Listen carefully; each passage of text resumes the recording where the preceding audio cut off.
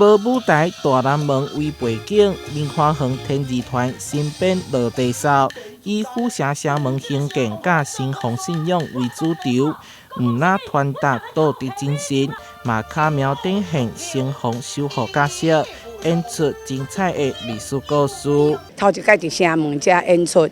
甲这城隍的故事，查着故事的源头，把主要的人物大家都拉进来。台南社会发展对城门开始，对清朝1725年开始推算，到达满300档。为着纪念这段重要的历史，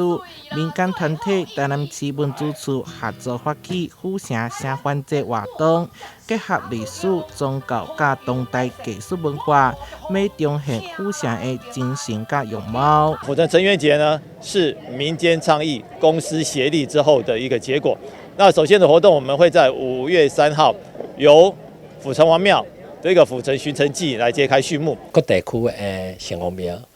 包括咱市内城隍庙，拢总有12间城隍庙爱来经由这个按东门起行东门城起行，爱经由4个城池